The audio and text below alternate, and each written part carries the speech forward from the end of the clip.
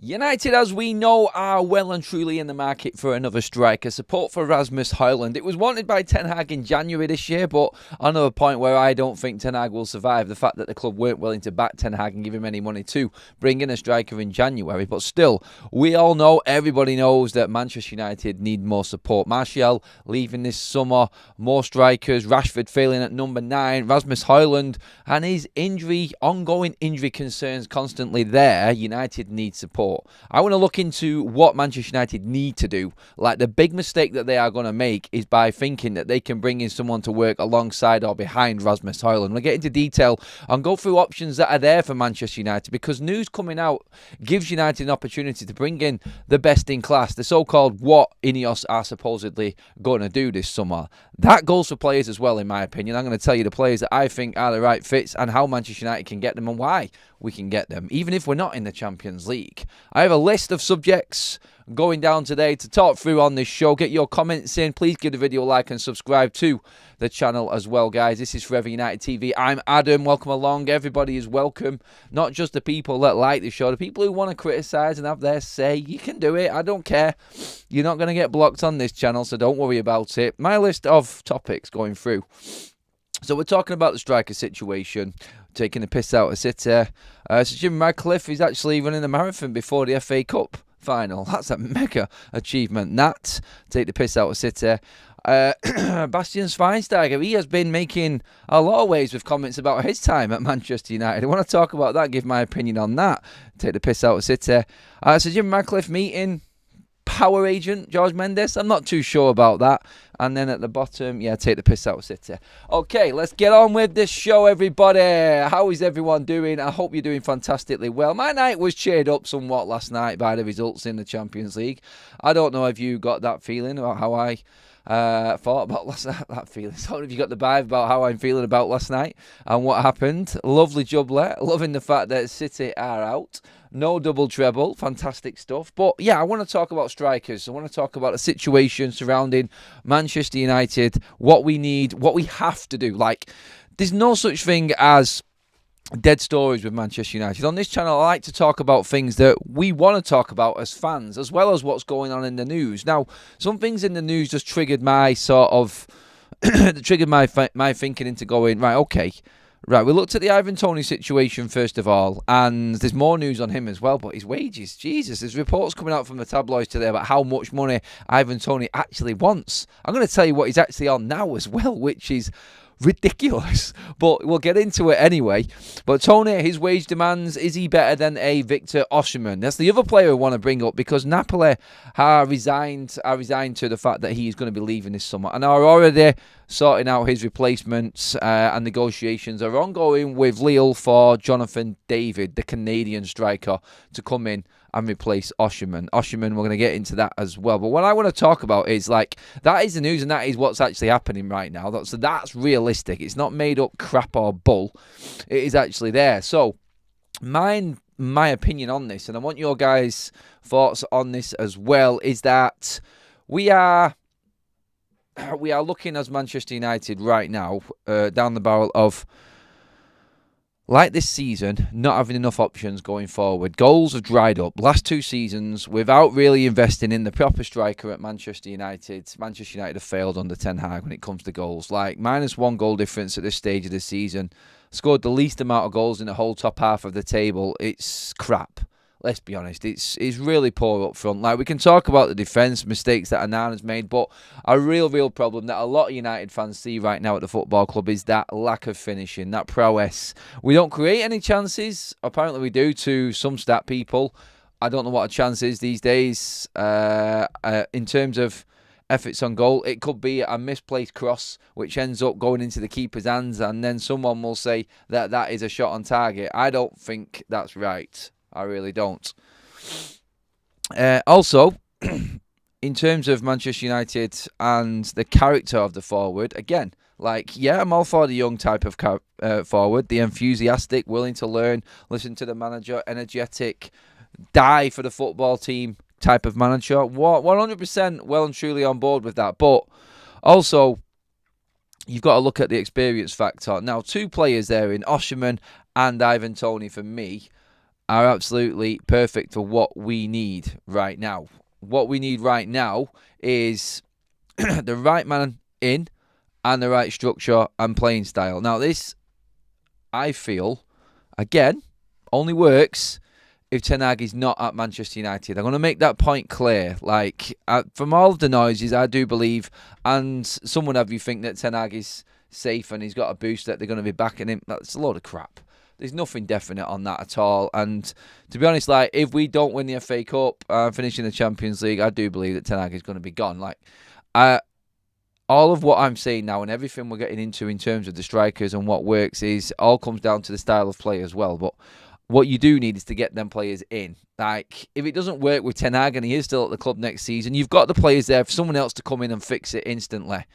That's what I want to make the point of and get across straight away, because Osimhen and Toney, I think, are the players that Manchester United need to be looking at. The PSR rules are going to change. We are going to have that freedom and that financial ability to bring in good players. Right, first of all, I want to get into Ivan Toney and what his wage structure is and what he's demanding at the moment with reports going on. The Honest Tiger, what is the point if we don't have the service? Well, we could have the service, Honest Tiger, but you need the players there anyway if it changes up. You could have service and then people who can't put the ball in the back of the net consistently as well. So let's just make sure we've got the pieces in place, and then if it's not working, even if Ten Hag stays, then away you go. That's where you're at. And someone else will come in and make this work. Let's get the players that are available in place, so at least we know we can start supplying good strikers who have got a track record of putting the ball in the back of the bleeding net. That's what's important, isn't it? But Ivan Toney, apparently, according to the tabloids, is looking for £250,000 a week when he makes the move. Ivan Toney right now at Brentford, he's on 20 grand a week. Can you believe that? He's not even in the top 10 earners at Brentford right now.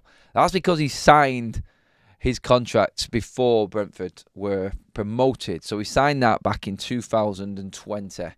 So this is where he's at right now. This is his last big move. He's not had big, obviously Newcastle, Brentford. Wages haven't been fantastic. In terms of a player, and a modern day player these days, you're looking at peanuts. 20 grand a week? Seriously? That is diabolical for a Premier League. It's not for us, but for a Premier League striker with the record that he's got, 20 grand a week. Oh my God. That is poor. But, hey, he wants 250 grand a week. So he wants to up his wage by 230 bags. It may seem crazy that, but yeah, when you look at what he's on, like I said, I was shocked when I seen it. I went into the details, the wage bill at Brentford. I think Ben Mee's the highest earner at Brentford, which is mental. But when they got into the Premier League, a lot of them players that they bought in were the ones that are actually at the top of that. So they've got a long list of long-serving players there. So a lot of these contracts were from when Brentford were in the Championship, and that's what Ivan Toney's is. So you'd have thought, I'd have just put Toney back in his place and said, no, look, mate, you're not getting any more than 100 grand a week. Sorry. There's incentives there. I think there's an opportunity. The cost of Toney and what you can get him on a wage structure-wise, no one's looked into this yet. That's why I wanted to do this video in particular, because Ivan Toney, you could easily get for under 100 grand a week. The 250 things, I think that's a lot of made-up crap from the tabloids, personally. There's no way that you're going to come in and be in the top 3 earners at Manchester United. That's not going to happen, because that is where we will actually be. And I'm saying that simply because Casemiro, Varane, Martial, Sancho are all in the top 5 right now, top earners at Manchester United. They're pretty much going to be gone. Sancho isn't going to survive. Martial definitely is gone. I can see Varane going, and Casemiro, obviously, we know the writings on the wall there and what's happening with him. So, them 4 gone. If Toney did come in and get this wage, he would then be in the top 3 earners at Manchester United behind Marcus Rashford on level with Mason Mount. What Mason Mount is on is just, it blows my mind as well. Seriously, why did we give him that contract? He wasn't worth that amount of money, but United did it. This is where I got really annoyed with the Mason Mount deal, not because of him and who he is and what he can do and what he can bring. It's just the whole structure of it. It's who in the right mind negotiates a deal that ludicrous? You literally costing yourself a fortune for no reason. We did not have to, like, Chelsea took us to the cleaners with that one. Absolutely nailed us with Mason Mount and what they got for him, and then what we had to end up paying Mason Mount as well. Like, I'm pretty certain he would have took less. But yeah, they seen an opportunity with United coming to town. I think that's what Toney's representatives are probably looking at as well. But that is about to change under INEOS. I can see, even if you have to pay 40 or 50 million for Toney, that wage structure for maybe a 4-year deal, it's not a lot. It really isn't a lot in modern day football. And Manchester United modern day football wage packets, I think that is definitely an opportunity for Manchester United right there. Like, seriously, jump on top of that. I think that's the right way to go, and I think the incentives in that contract that we can negotiate, I think, work for Toney as well, because you know he's going to bag goals. So I think it's all there for everyone, and I think Manchester United cannot miss out on this. The whole point of this is, like, if United want to go in with this soft soap, let's feel sorry for Rasmus Højlund. By the way, got nothing against Rasmus. I love him. I think he's going to be a great striker. I do. A lot of people are disagreeing with that at the moment, but I am sticking to, I've seen things with Rasmus that I know are only going to get better. I think he is going to be a top striker. I do. But United cannot mollycoddle him. They cannot soft soap him and wrap him up and, like, don't worry, Rasmus, we're not going to bring anyone in that's going to disrupt your progression at Manchester United. We're not going to bring anyone in who is going to take your place. They're just going to come and play second fiddle. Bollocks. Forget that completely. That is the opposite way to go for Manchester United right now. Get Toney, get Osimhen. I'd get 2. I'd have 3 of them fighting each other for that front position. This is Manchester United. The proof is in what we watched last night. Look at Real Madrid. You've got Rodrigo, Bellingham and Vinicius Jr. up front. You're bringing in Hendrick and Mbappe to that. Fight it out because you're at the best club in the world. The acceptance that them players have going to Madrid is that they are not top dogs. The way that Manchester United have just bent over backwards or just rolled over and had their tummies tickled by player power and agents coming to the club and negotiating what they think their player and their client should get are absolutely ridiculous, and what has destroyed this football club. Take a stance now, go out and get the best that is available. Rasmus will have to deal with it. He's at Man United. The guy knows and understands what it takes to be a United player and the amount of competition that there is. Like, as soon as United go into the realms, and this is, I will be absolutely livid if we go in and buy a shit striker just to appease Rasmus Højlund. It will piss me off big time. It really will. It's not on. Like, it's not Manchester United. If you want to be the best, you have the best. And when someone drops off form, you don't just take second rate. Like, oh, he'll fill the gap for a bit. He'll run around for a bit. No, that guy's coming in to score goals, to keep that player who's just come off back on the bench and leave him there. Like, I'm coming in and I'm taking your spot, mate. That's it. That's what big clubs are. The expectation is you're never going to be safe in that first team.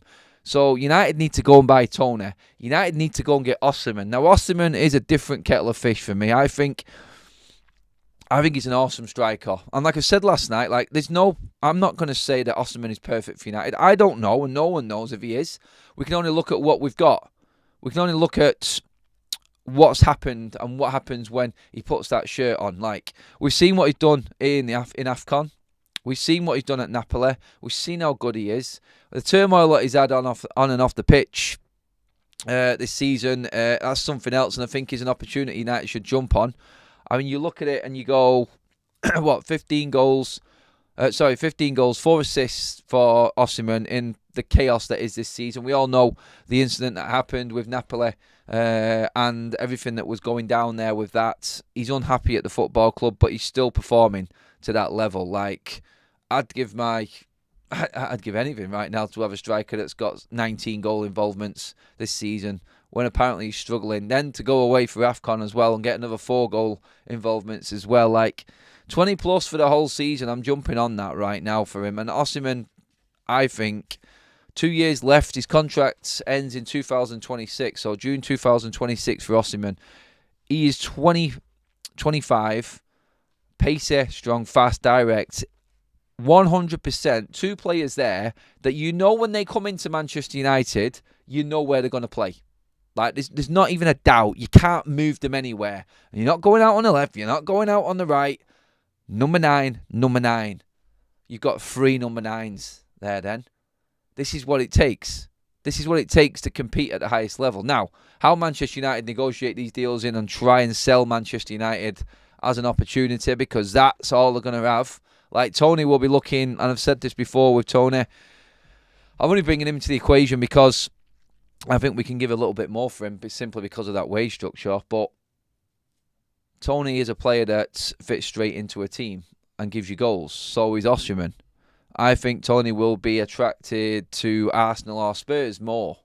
Like, I said it last night, like, look at Real Madrid. Look at what their expectations are. Look at their players. They know that they have to compete to get into that side. They know that they need to be at the top level every single week. Otherwise, someone else is walking in. Like, not one player in that United forward line right now is worrying or looking over his shoulder, are there? Like, Rashford just strolls into the team thinking he's God's gift and can just do whatever he wants on the pitch and still get a starting berth the next week. Like,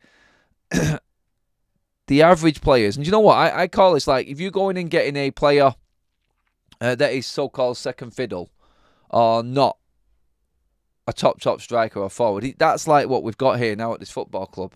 That's like your Antonys, your Palestris, your Amads, the players that are not getting all of this game time. Maybe even Mason Mounts, that type of player. That's what we're looking at right now. It's not good enough. It really isn't good enough. I've said it at the start, and I'll make sure again, like, if you are just tuning in, we're talking number 9s, and I know what you're thinking, like, it's the graveyard shift. There's no support for the strikers. What's the point in bringing in the right strikers? Well, the point is, like, bring in the players that you can right now. If it doesn't work out, if Ten Hag does stay, somehow miraculously, going into the summer, if he does stay and it starts going wrong, he's going to end up losing his job. But then what is there at the football club is the players to bring in that new style of play. Like, it's all right saying we can't bring these strikers. What's the point in the United fans saying, what's the point in bringing in the best-in-class striker when he doesn't have any service? Well, it's stupid, isn't it? It's like, so we're not going to bring in the best because we don't create anything. Like, we have to. Eventually, even, like I said, if Ten Hag isn't out of the door this summer, next season he will be gone if it doesn't work out. And then the manager comes in and look what he's got. He's got 3 strikers. He's got 2 strikers, top-class strikers. He can then start looking at what else we've got in this team. Like, go out and buy the players that can play. And you know what? It all comes down to what INEOS say to Ten Hag and say, look, we're going to clear the decks. We're going to bring in these players, but you need to play a certain way. It has to be this type of way. Otherwise, you're out of the door. Like, I think the managers need to be forced into playing a certain way. There are only certain managers that I think can change things up every now and then, and they're like the gods of the game. Like last night, Ancelotti, he just, in an interview, I listened to it before the game. This is our first moment to take the piss out of City. Go a la Madrid, yes.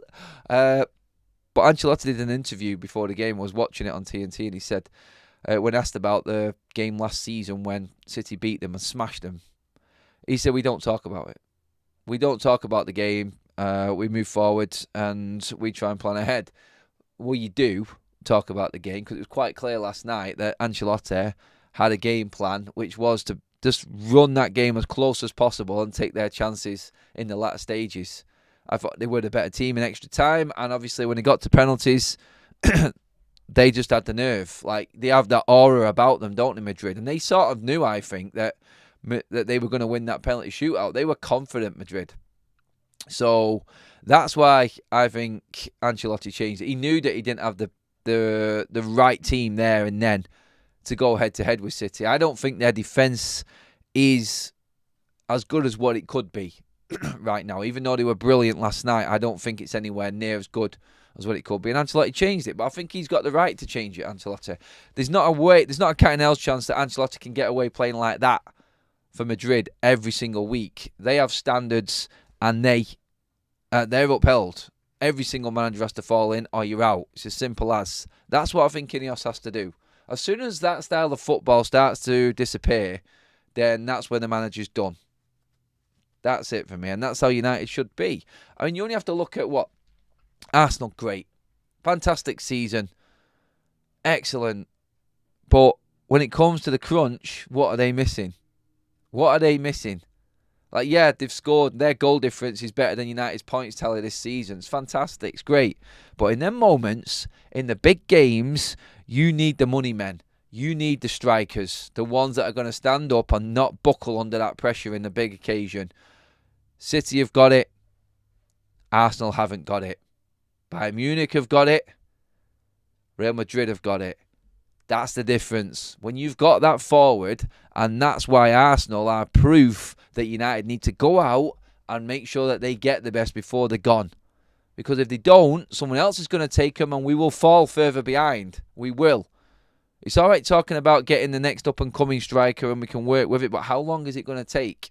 How patient is the fan base going to be? And how long is that mentality of that younger player coming through going to be able to handle that pressure, which is Manchester United, and scoring goals and competing at the highest level and trying to compete with what we watched last night? For God's sake, as much as I love Rasmus HOJLUND, he isn't getting into any of them sides, is he? He's not. He's not at that level. How long can we wait before Rasmus gets there? Let's bring in the support now and the right strikers now, so we've got that, and then he can improve alongside it, because he's only going to get better with better competition, Rasmus HOJLUND. I'm coming into the chat. That was the first part of the show done and dusted. The striker situation. Let's get some thoughts from you guys and see where you're at.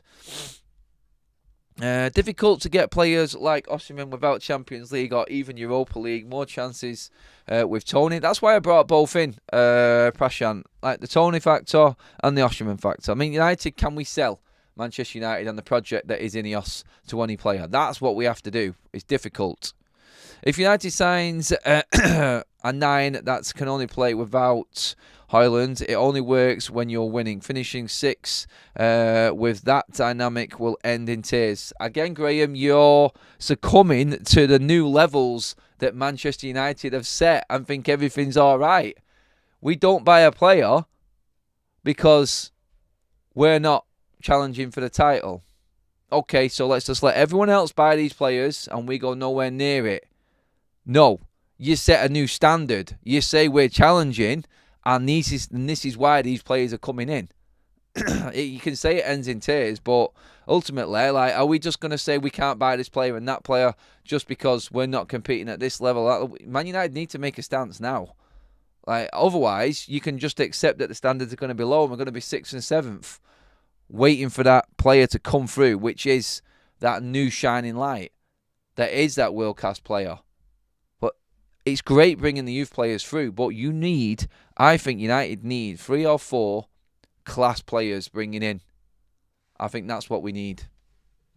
And that's why I'm going in for the best strikers. Like, up front, Rasmus needs to be taught a lesson. Like, I think he will learn from a better striker as well.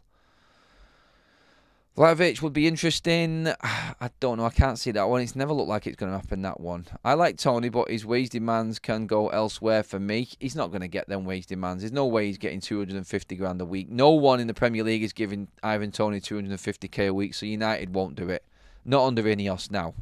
Not a chance. Great game yesterday. 2 hours, 8 beers and out, says London. Love it. Make sure you are giving the video a like, guys, please. We are creeping up to the 100 mark. Thank you for joining us, as always, everyone. HOJLUND needs to be the second centre-forward. Best in class, Big Jim said, then do it. It's pretty much the line I was going along. Adam, I nearly cried when Madrid missed their first pen. I know, Guinness, mate. Great, I was there with you. I was like, oh, no. No. I can see all them faces behind the goals, laughing and joking. It was so annoying. It was. But, like, they were talking about on the radio, like, Bernardo Silva's penalty, like the crowd holding on to the ball. They were City fans behind that goal. And they're the ones that made him wait 30 seconds more to take his penalty just by being absolute arses. It's glorious, isn't it? It really is. It couldn't have got any better. It really couldn't. Josh says, yeah, Rasmus needs to take some responsibility for his lack of chances, but I do think the majority of it is down to the players not giving him the service. Style of play is massive in this. Like, I'm not saying that just bringing in these strikers is going to work, because like many people have said, like, they need the service and they need the opportunities to put the ball in the back of the net. It's not just going to come easily. It's not. So, yeah.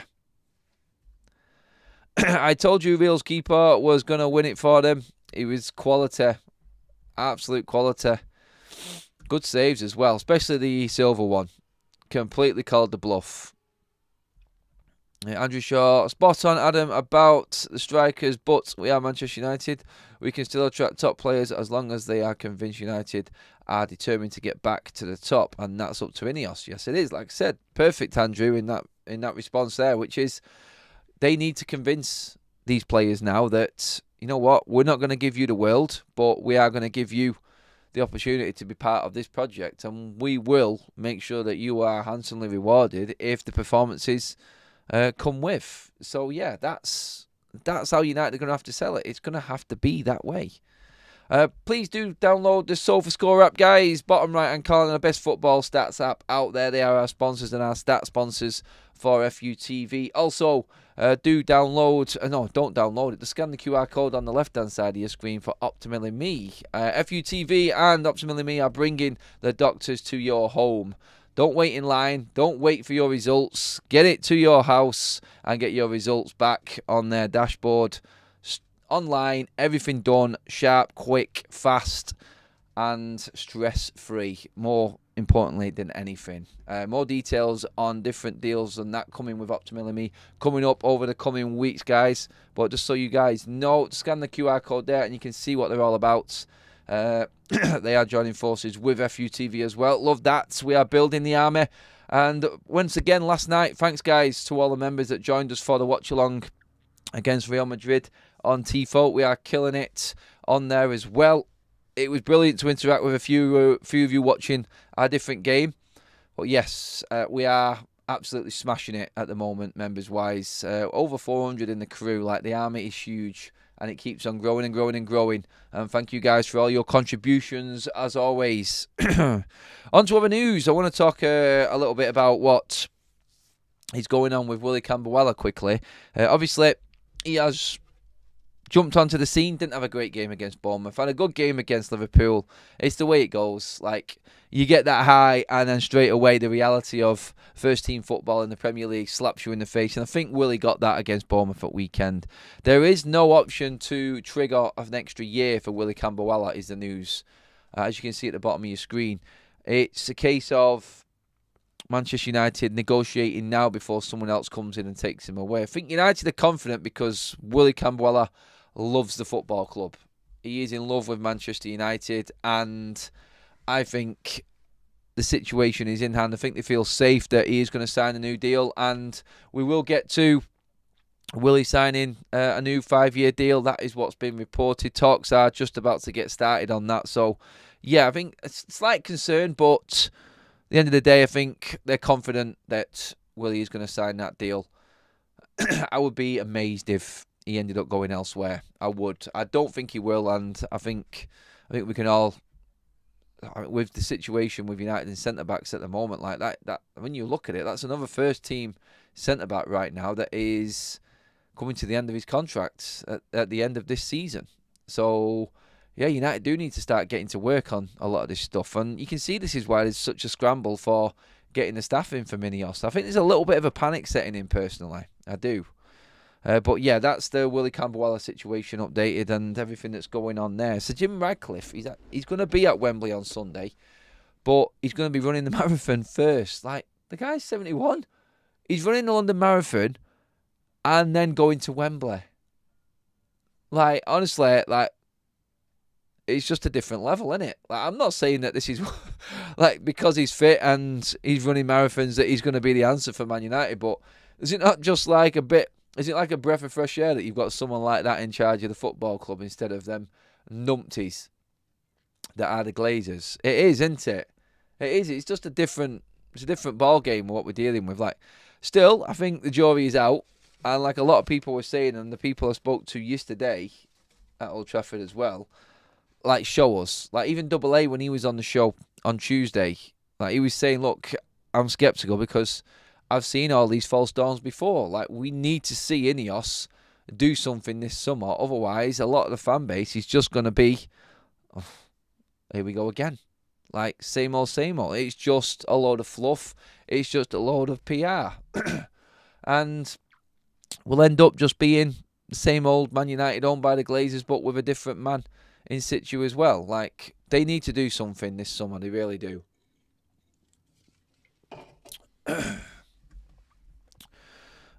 Going into some more of your comments there quickly. Gricker, I am definitely not running the marathon before Wembley. Fair play to anyone that does that, though. Anyone going to Wembley and does want to come and say hello and get on the channel, let me know, guys. We will be there. I have got to tell you guys something tomorrow regarding our whole trip to Wembley and everything like that. So make sure that your ears are peeled, ready for tomorrow, because we have got a little bit of announcement to come in. Yes. Graham says, I have to say, I thought Kevin De Bruyne, while he was on the pitch, that's the best he's played in the European knockout game for City. Kudos to Kevin De Bruyne. He reminded me of Bergkamp in the 2-4 United win in 2005. 2-4. Oh, yeah, I remember that one. That was the Keno one, wasn't it? In the tunnel with Vieira. 100 likes in the bag, guys. Thank you very much. We made it. Keep them coming, everybody. Make sure you are subscribing as well. Make sure that you are hitting that like button constantly. Sharing the videos as well, everybody. Loving your interactions at the moment. Let us know where you will be at Wembley, Adam, and we will aim to pop by and say hello. No problem, Gricker. I will let everyone know what's happening tomorrow. So make sure you tuned into tomorrow's show, guys. I'll keep you all in the loop, but confirm everything in that one tomorrow. I'm all right, Guinness man. City out of the cup. That's all that matters, says Dobbit. Yep. Another chance to laugh at City. It does feel good. It does feel good. That is them done now, I think, with the European Cup. I do. Next year, when Real Madrid get even stronger and everyone else gets stronger, I think they'll find it more difficult. Eventually, Pep will be gone, and this whole era of Manchester City will be over. Like, they are not going to be able to compete without Pep Guardiola. I'm sorry. If you disagree, that's fine, but I just feel like as soon as he leaves, the deterioration will kick in. Adam, I hope Vuvuzela guy was watching your show yesterday when you beat that bleeding crap out of the flock of geese. He got his warning. Maybe the Muppet Show. I didn't beat up any geese, by the way. I threatened them to move on, but it was all in. It was all polite. It was. Stu 115. Thank you for the super chat. Let's all laugh at City. Hala Madrid. Yes, please. Keep it coming. Okay. Bastian Schweinsteiger. Did you guys see these comments that he came out with? He was talking to Gary Neville on the overlap. Really interesting. I'm going to watch it in detail when it's fully aired as well. I've not seen it yet.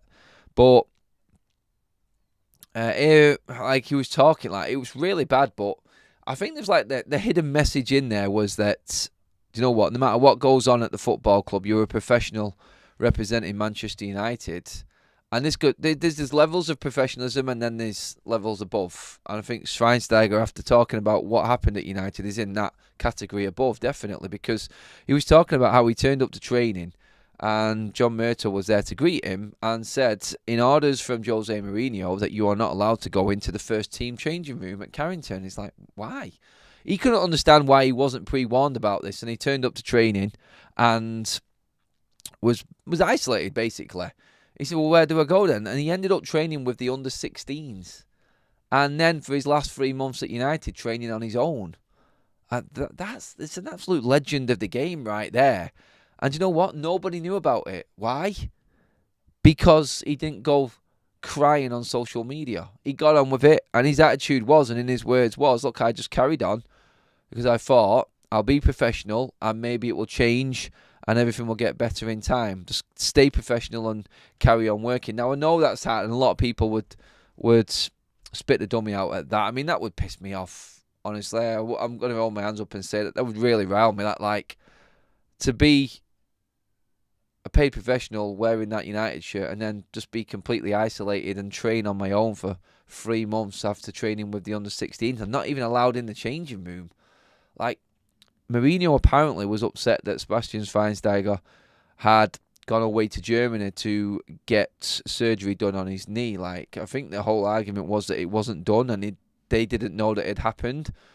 But, Jesus, like, there's worse things, isn't there? Like, he's gone away to try and get himself sorted and come back to train. Like, man, it's a hard line that Jose's driving right there. But I think the message in it is to the likes of Jadon Sancho, Marcus Rashford, people like this, like, you may be upset with what's going on at your football club, but at the end of the day, you're still representing Manchester United.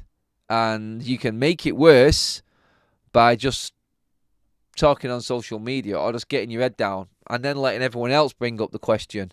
Because it's like, if there's no one there, say for instance, Jadon Sancho didn't say anything, everyone's going to start asking questions like, where's Jadon Sancho? Where's Jadon Sancho? The pressure then goes on to the manager, and automatically they will have to answer a question on it and they will have to deal with it. Well, you're just sat back working away and you're in the perfect position as a professional there just to say, look, I'm in training, I'm turning up, I'm doing everything that I've been told, and it's on the manager, he's not picking me. Like, don't come out and make it your mission to make this worse. Like, spit your dummy out. It's annoying, I know, but I think what Bastian Schweinsteiger is saying there is, look, there are ways to deal with things, and sometimes dealing with the way that he did is better for everyone. And Jose got his comeuppance in the end anyway. The Honest Tiger has donated a membership taken by Ivan Law. We have to just shout out a new member as well, Lawrence, who joined at the start of the show before we came live as well. 2 new members on the show today. Thank you, guys, and welcome to the FUTV Members Club. We're moving on, looking ahead to Coventry, like the whole build-up to the game. We've got Jay on tonight again, guys, so make sure you tuned in for tonight's show. Jay is back on the show. We're looking ahead to Coventry with him, and then obviously then it's going to be full-on build-up over the next couple of days to that big one on Sunday. And then, yes, tomorrow we will be letting you guys know what is happening for the content on Sunday. Completely different, and I know you guys are all going to love it. I know you are, but yes. And that's where we're at with that. There is some news regarding Sir Jim Radcliffe meeting Mendes, George Mendes, the super agent as well. I don't know. I mean, like, this is what I was talking about the other day. The Neves and Leao story coming back again. It's doing a little bit of the rounds this morning. Nothing in it for me. Really isn't. Like, if he wants to meet him, he wants to meet him. These guys probably cross paths all the time. So, nothing really in it. Again, like I said, it's all right talking about what people are saying in the tabloids and the journalists are saying and stuff. There's nothing concrete. We can only talk as fans on channels like this about what we think is right and give our opinions and debate what we think might work. Sort of play our own game of management. That's what it is. So I look at it and I go, yeah, players are like players that would make United better, definitely.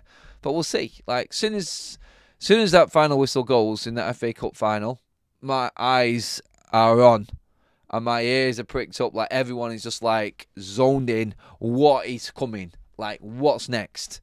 That's what we're looking at. That's what we want to see. And it all goes to INEOS. Welcome to United. Welcome to your first summer as a co-owner of Manchester United. You thought you had pressure before. My God. Like Sir Jim Radcliffe said, like, his family are getting used to him being all over social media and all over the news, whereas he likes to be a quiet member in every other walk of life in his business and what he does in his normal life. But right now at United, he is headlines. Everything and every step he makes, it's like we know that he's not running to the FA Cup semi-final. Sorry, might as well be. He's taking the London Marathon and then going to the semi-final. So we could say he's actually running to the semi-final. Talking of the FA Cup, this is the last year. It's just been announced where we will have no replays from round 1. So completely banished FA Cup replays. Guys, is that a smart decision? I think I've seen a journalist say it, so I think what they're doing with it, I've not read everything yet, but I've seen one talking about it, about ending the winter break. So there'll be no winter break because there's no replays. So less games. basically making it a longer pre-season and players can get more of a break then. And one of the journalists I've seen today was, get rid of replays in the FA Cup, change football completely, kibosh the winter break because it gets in the way of the season. No one likes that in England anyway. And then allow clubs to have even longer pre-season tours to make even more money. That was his side of it. You can see why they do it because everyone talks about pre-seasons and everything that you can make. So, yeah, that's where we're at. And that's, I think, personally, I knew it was coming. Like, the game's too much. Like, it's too much for clubs. Like, replays, crazy. Honestly, my idea was to mould the Carabao Cup and FA Cup together. Start it early on in the season. Just have one cup competition. Like, forget having two. Like, make something happen. Make it worthwhile. Make it actually financially rewarding. So, I mean, there's got to be room for it there. But, yeah, the decision has been made. There is no FA Cup replays going forward from this point. That's that. There will be no winter break either, but a longer pre-season. So, like you said, chance for more pre-season games? I don't know. Chance to earn some more money and doing more PR stuff in pre-season? I don't know, but aye. Great comment in there. Says from Red Zone, great show. Hardly watch any other channel now. Respect shown and given by all. Guys, quick apology for me last night if I did come across with any obliteries or any sort of anger towards the City team. I do apologise if it offended anyone. I'm pretty certain it wouldn't have because it's City. I just don't like them, guys. I really don't like them. I don't care. When it comes to them and their fans and their deluded fan base, like, see you later. Like, I don't care. Like, all good and banter. Like, they'll be back next season. I know they will. And they're probably going to win the league this season. But, hey, it's not a treble. And we don't have to live with it. So I think every United fan could sleep a little bit better last night in the knowing that there is no double treble, because I don't think anyone would have been able to match that. And the way football is now, competitive it is, and the football finance that's there now, I don't think anyone was going to be able to match that if it happens. So absolutely over the moon ecstatic that City got knocked out last night. And it was a poor defence by City of the Champions League. Not even making it to the last four. So, yeah, you could say that that was a failure this season for City. And I do agree, like, HOJLUND is crap. Like, unless he's putting the ball in the back of the net, which is good and it's important, and we've been talking about that this morning, but he is not the best striker in the world. I'm telling you right now, he is not. There are two strikers that I would take ahead of HOJLUND in world football right now, and that's Harry Kane and Kylian Mbappe. Like, I think the better players. Harry Kane is a better player for me than Erling Haaland. I think he would have scored more goals if he was at Manchester City. Can you imagine if City did manage to get that Harry Kane deal done when they were going for him? They'd be a real force right now, even bigger than what they are. If I got £1 last night for every time you swear, I would never have to work again. Was it that bad? I don't think it was it? But guys, that is it for the show. Thank you so much for joining us on this Thursday lunchtime. Have a fantastic rest of your day. Thank you to the new members, the super chats, all of your comments. Absolutely love it. We will be back later. Make sure you tuned in 6:30 tonight. Me and Jay are breaking it down. We're going to get loads more of your comments in. So if you've got any questions, get ready. Make sure you're there 6:30, and we'll see you there, guys. Have a good afternoon.